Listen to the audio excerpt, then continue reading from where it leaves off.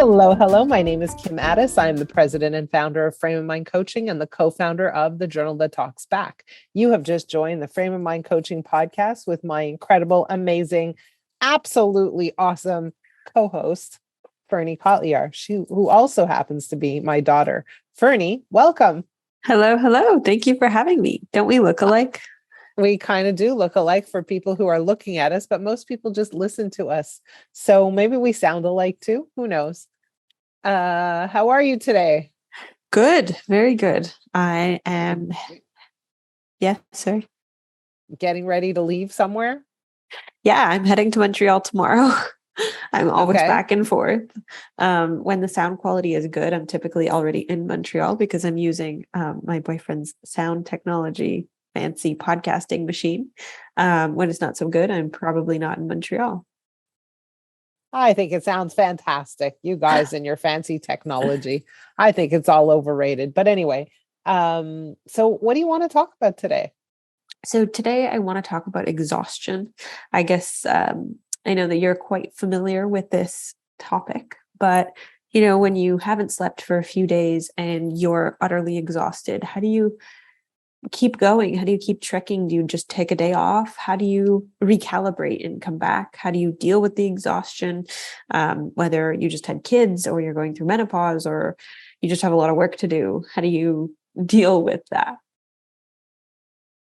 I think that exhaustion isn't just about being tired, right? When we think about exhaustion, it's loaded with an emotional element that we don't really pay attention to. And we need to pay attention to that and separate just pure exhaustion from the emotional impact of exhaustion. And so, can you tell me a little bit about the differences? Yeah. So if I'm exhausted, I'm tired, I need rest, I need sleep. Easy solution, right? You're tired, go take some rest. Like the math is simple on that front.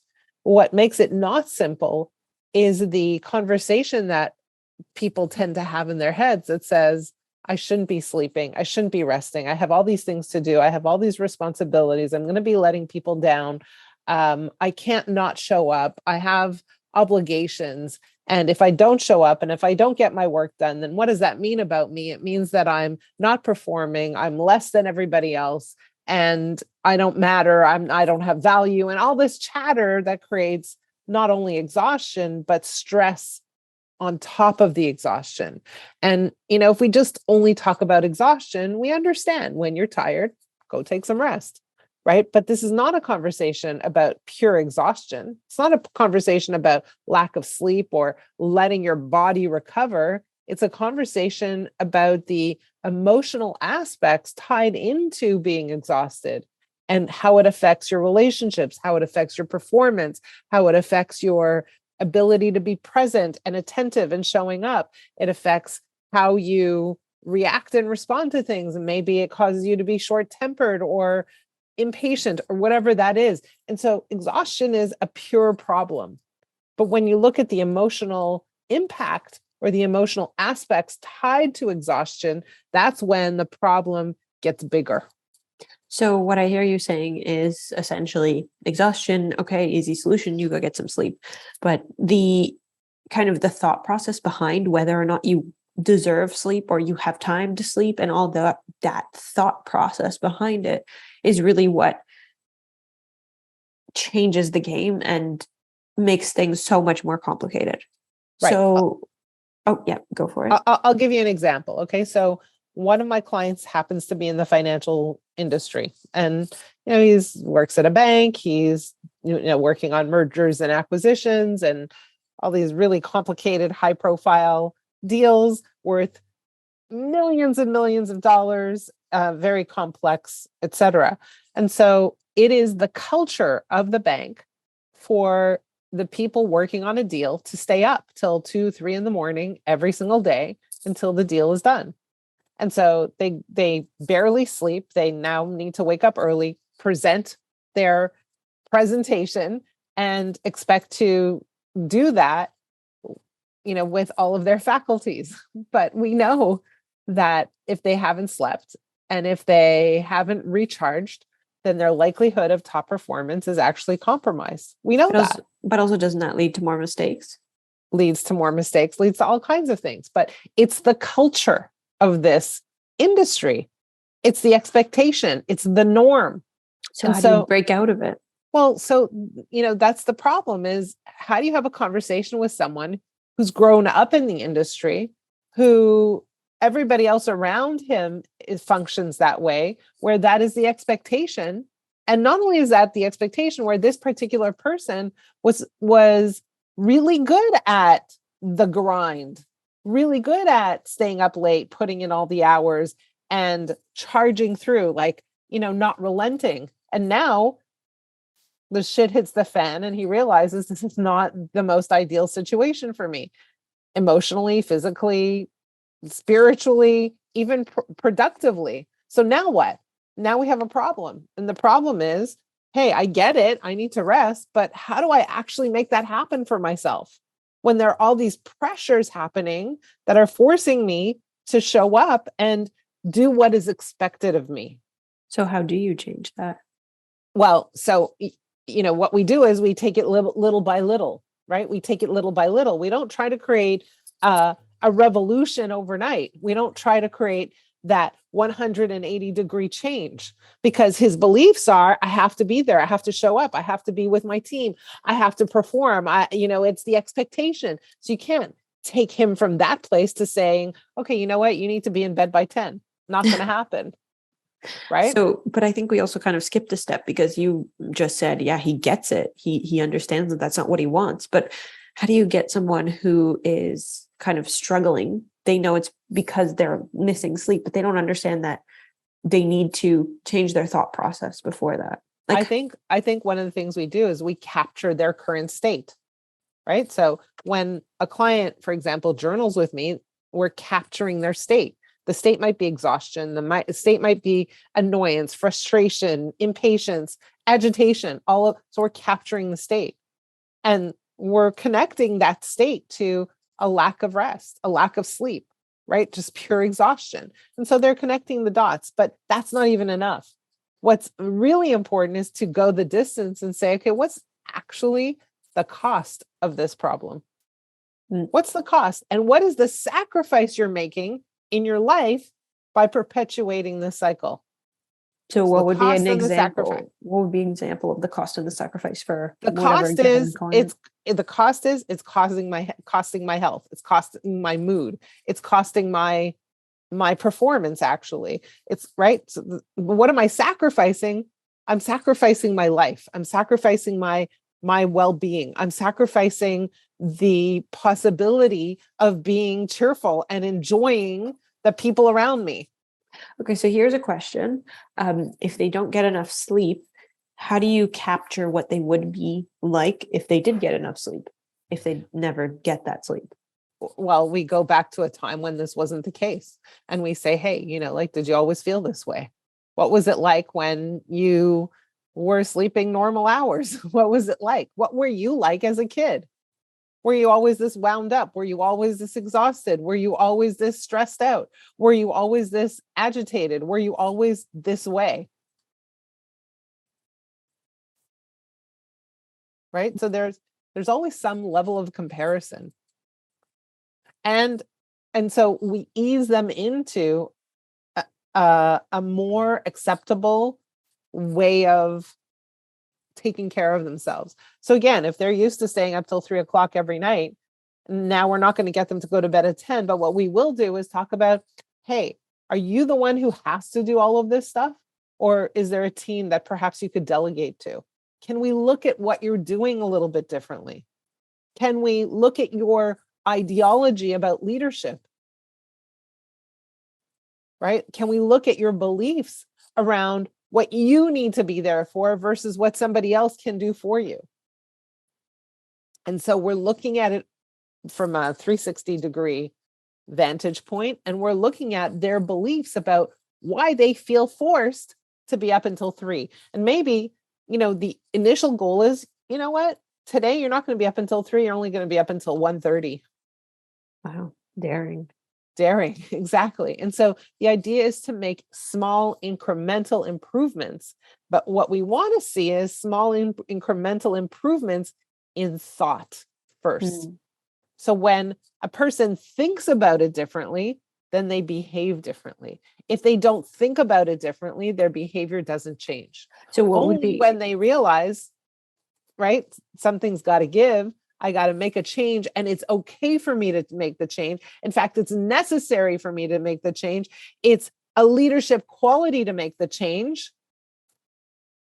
Then they're willing to do it. okay, so what would be an example? I guess you just gave me an example of a thought process that would change, or how that would move from this is immovable, this is necessary, to maybe something can change. Yeah. So for this particular client, the change was, yes, there are some people who can do some of these things.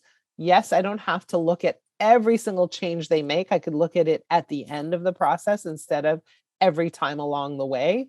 And yes, there are some mistakes that are gonna happen, and they are low risk mistakes. So I'm okay to accept them at this phase of the game. I'm okay that it's not going to be an First absolutely draft. perfect document. Yeah. Right. So lots of layers here. And I'm okay to go to bed at 1:00 and revisit it in the morning.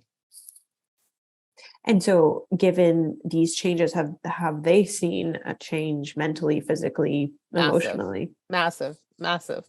And, I mean, along with this, he's taking care of himself in a whole bunch of other ways that might have taken away some of the energy. So when we talk about exhaustion, we're talking about energy too. So there are things we do that drain our energy. Things like eating sugar, things like maybe drinking alcohol, things like, yes, not sleeping, but things like maybe being exposed to certain people that are just exhausting, that create an energy drain. And so he's much more conscious about those things that boost his energy, the people that boost his energy, the situations, the food intake, the substances, whatever those are that he might be taking, versus the things that create energy for him.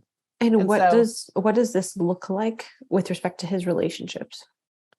Yeah, good question. So, I mean, in this particular case, he had a relationship, or he has a relationship with someone where the trend was to live a lifestyle of exhaustion Together. And now he's realizing this isn't working for me. I don't want to stay up so late watching Netflix. I don't want to go out with everybody till 3 a.m. and drink till I'm sick. Right. Yeah. I don't want to do those things. So initially there's a little friction. Right. But then that friction starts to change as this individual takes more responsibility for himself, as this individual starts to appreciate the impact of the change for himself. So he gets planted in the change.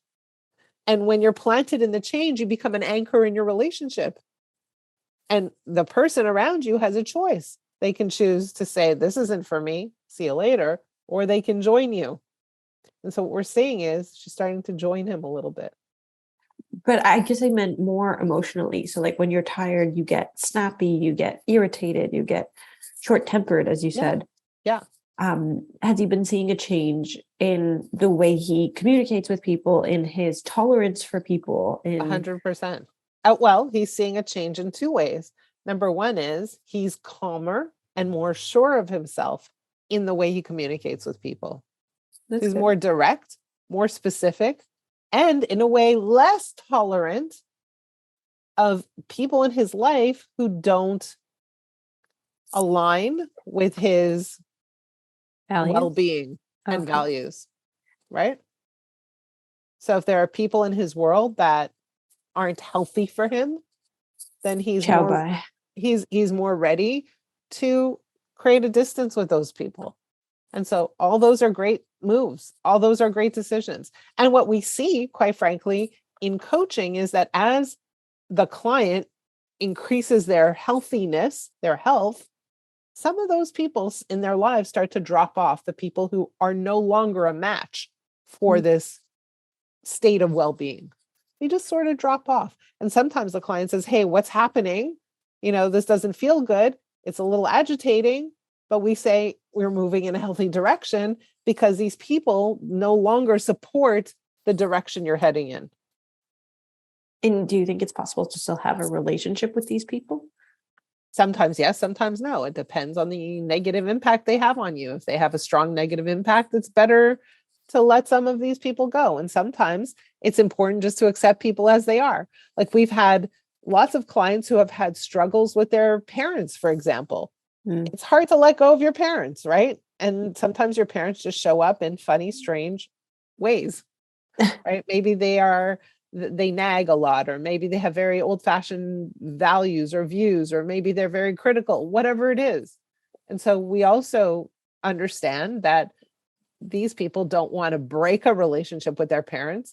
They want to manage it more effectively. And so that's part of the process. When we have more bandwidth, it makes it much easier for them to handle these kinds of inputs with less stress, with less agony, right? With less agitation. Absolutely. Yeah. Very So cool. exhaustion isn't just about sleep. It's not just about rest. It's really about how we think about our well-being, how we think about what's possible for us, how we think about what we're entitled to, what our values are, and how we want our life to be. So exhaustion is a more complex than just the subject of get more Sleep. rest. Yeah, absolutely. Well, thank you so much. I think that was a very interesting topic. So for those of you who are listening, and if you're experiencing exhaustion, ask yourself a question. What do I believe to be true about my time? What do I believe to be true about my obligations and responsibilities? And start to explore whether or not some of what you believe is actually true, or if it's something that you've embraced that isn't really working for you. And if you'd like to talk about it, we'd love to talk to you. So please reach out. I can be found at kim@frameofmindcoaching.com. And where can you be found, Fernie? Please email me as well at fernekotlyar@live.com. And for those of you listening, we do also have kind of a survey going on to see what you guys want to hear, what topics you want more of. So please fill that out. It'll be found in the footnotes of the podcast. Amazing.